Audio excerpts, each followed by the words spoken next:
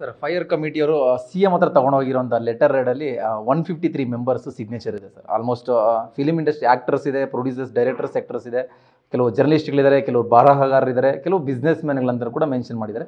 Including Kichcha Sudeep ಅವರ signature, Ramya ಅವರ signature, Ashika Ranganath, ಈ ರೀತಿ ಒಬ್ಬ ಪ್ರಮುಖ ನಟ ನಟಿಯರ ಸಿಗ್ನೇಚರಲ್ಲಿ. ಅಂದರೆ ಇವರೆಲ್ಲ ಸಪೋರ್ಟ್ ಇದೆಯಲ್ಲ ಈಗ ಅದಕ್ಕೆ?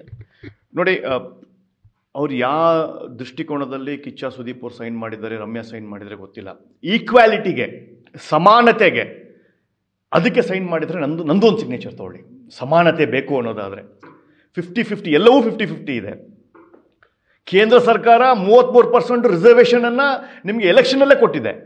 ಎಲ್ಲದರಲ್ಲೂ ಸಮಾನತೆ ಕೊಟ್ಟಿರ್ಬೇಕಾದ್ರೆ ಸಮಾನತೆಗೆ ಸೈನ್ ಮಾಡಿರ್ಬೋದು ರಮ್ಯಾ ಅವರು, ಸುದೀಪ್ ಅವರು ಆಗಿರ್ಬೋದು. ಅದಕ್ಕೆ ನಂದು ಒಂದು ಸಿಗ್ನೇಚರ್ ತೊಗೋಬೇಕು ಫೈರ್ ಅವರು, ಅದೊಂದು ಸಂಸ್ಥೆ ಆಗಿದೆ.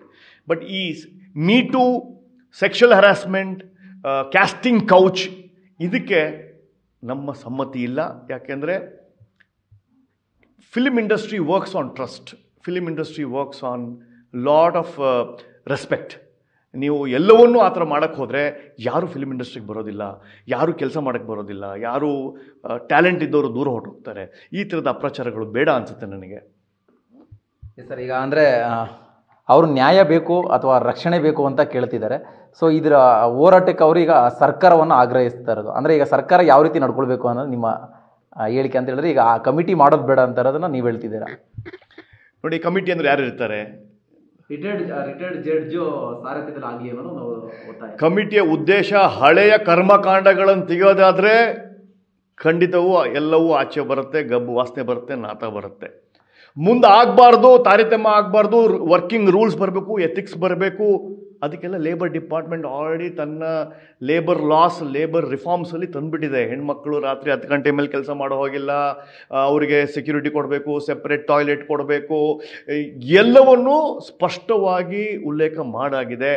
ಅನೇಕ ಸುಪ್ರೀಂ ಕೋರ್ಟ್ ಜಡ್ಜ್ಮೆಂಟ್ಗಳು, ಅನೇಕ ಸುಪ್ರೀಂ ಕೋರ್ಟಿನ ದಾಖಲೆಗಳು working women in corporate industry ಬಗ್ಗೆ ಅನೇಕ ದಾಖಲೆಗಳನ್ನು ಬಿಡುಗಡೆ ಮಾಡಿಬಿಟ್ಟಿದೆ.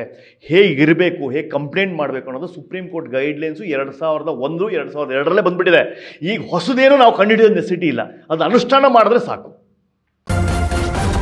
ನ್ಯೂಸ್ ಫಸ್ಟ್, ನಿರ್ಭೀತಿಯಿಂದ ನಿಮ್ಮ ಪರವಾಗಿ.